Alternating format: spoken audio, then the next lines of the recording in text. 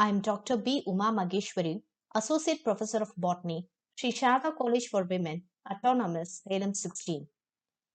Welcome to this presentation on usnea. The genus usnea, often called old man's beard, showcases fascinating biological complexity through its unique thallus structure and dual reproductive strategies. This presentation unpacks its morphology, reproductive modes, and life cycle, illustrating why usnea is an ecologically significant lichen. Now, let me explore its symbiotic nature, propagation methods, and its interactions within ecosystems, shedding light on traditional and modern uses. Introduction to Usnea, the old man's beard. Usnea, it is a fruticose lichen. Distinctive appearance. Usnea lichens are easily recognized by their bushy, hair-like thalli that often hang from tree branches like grayish beards. It is commonly called old man's beard, beard lichen, tree's dandruff, women's long hair, and tree moss. Global distribution. They grow worldwide, thriving primarily in temperate and boreal forests, often indicators of clean air due to their sensitivity to pollution. Ecological importance. Serving as bioindicators and contributing to nutrient cycling, Usnea plays a vital role in forest ecosystems. Thallus structure. The plant body is known as thallus, which is cylindrical, much branched, and may grow erect or hanging from the substratum. It attaches to the substratum with the mucilaginous disc. Mature thalli bear cup-shaped fruiting bodies called apothecia at the branch tips. The surface of the thallus shows scale-like outgrowths. The thallus is heteromerous. The algal and the fungal components together form a consortium. Symbiotic relationship between algae and fungi. The fungal partner is called as mycobiont. It provides structure, protection, and water retention crucial for the lichen's survival in harsh conditions. Algal partner is called as photobiont. They perform photosynthesis, producing carbohydrates that feed both partners. Mutual benefits. Together, they form a resilient unit able to thrive where neither could survive alone, adapting to environmental internal structure of thallus. The transverse section of the thallus shows three main regions. Cortex. It is the outermost protective layer which is composed of densely packed fungal hyphae. It provides mechanical protection to the inner layers. Algal zone is also called the gonadial zone. So it is located beneath the cortex, which contains loosely arranged fungal hyphae. Algal cells are embedded in groups within the fungal network. This is the photosynthetic region. Next, the medulla. It is considered to be as the innermost layer, composed of loosely interwoven fungal hyphae with many hair spaces. It acts as a storage and support region. Asexual reproduction. Asexual reproduction takes place through fragmentation, soridia, isidia, and binary fission. Fragmentation. The thallus breaks into small fragments due to wind, decay, or injury. Each fragment contains both algal and fungal partners and can grow into a new thallus. Soridia. It is a small, rounded, asexual propagules on the surface of the thallus. It consists of one or few algal cells surrounded by fungal hyphae, grayish white in color, and get easily detached. Each can grow into a new lichen. Isidia, coral-like stalked outgrowths from the upper surface of the thallus, composed of both algal and fungal tissues with the protective cortex, grayish black in color.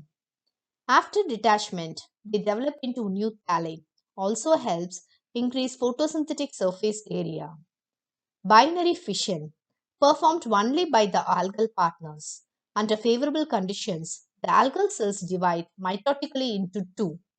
This contributes to growth and propagation within the thallus. Sexual reproduction is performed only by the fungal component of the lichen, usually Ascomycetes. It takes place through a process called spermatization. The sex organs are female sex organ called as carpagonium and the male sex organ called as spermagonium. Carpagonium arises from the medulla of the thallus composed of ascogonium, which is considered to be as a basal coiled portion containing the female nucleus, the egg. Trichogyne, an elongated multicellular hair-like structure that extends towards the surface and serves to receive male gametes. Spermagonium is a flask-shaped structure embedded in the upper cortex, opens to the outside through a pore called an ostiole. It produces many non-motile male gametes called spermatia, each containing a male nucleus. Fertilization process. The spermatia are released from the spermagonium and carried by wind or rain to the trichogyne. A spermatium attaches to the trichogyne and the wall between them dissolves. The male nucleus enters the trichogyne and travels down the ascogonium. Plasmogamy occurs, where male and female nuclei pair but do not fuse immediately. This process is called as dikaryon. Ascogonium produces ascogenous hyphae, which are branched structures containing dikaryotic cells. Development of fruiting body. The terminal cells of ascogenous hyphae becomes asci. Within each ascus, karyogamy occurs, forming a diploid nucleus.